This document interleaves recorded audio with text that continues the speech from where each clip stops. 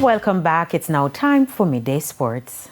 Head coach of the Reggae Boys, Steve McLaren, believes that the team needs to be fearless if they are to get a favorable result as they're set to face USA in the first leg of the quarterfinals of the CONCACAF Nations League at the National Stadium tomorrow. He recognized one aspect of the game that will be important against the United States. We have to be better on the ball.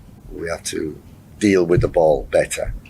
We have to make sure that we have the belief, the confidence and bravery especially. And when I looked at the last game, the US came very close. The only thing, I was talking to Meron and people who were involved, players involved in that yes, was good, but we needed to keep the ball better.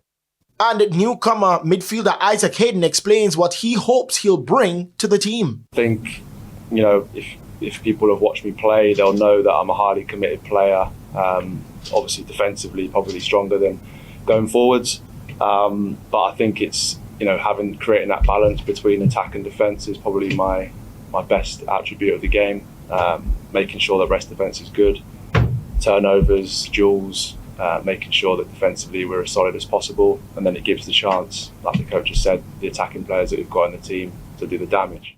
Joshawn Anglin has been named as an addition to the Reggae Boys squad, as he was also an addition in the October window. The match between Jamaica and the USA will kick off at 8 p.m. Jamaica time.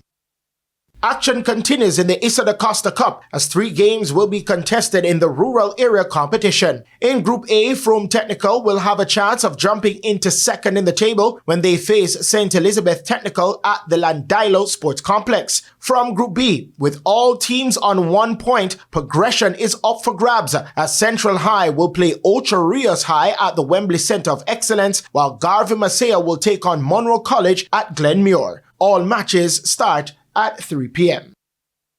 And finally, Jamaican all-rounder Andre Russell will miss the rest of the T20 International Series against England through injury as the West Indies make 2 changes ahead of the 3rd game on Thursday at the Darren Sammy Cricket Stadium in St. Lucia. Russell, who played in the first T20 in Barbados on Saturday, smashed 30 off just 17 balls while going wicketless in his 2 overs before he was forced to miss the 2nd game through injury. But while the Windies have lost out on the experience of Russell, the team will be bolstered by the return of ace fast bowler Alzarri Joseph. Windies head coach Darren Sammy spoke of the changes that were made to the squad. It's always a blow, to replace somebody like Andre Russell.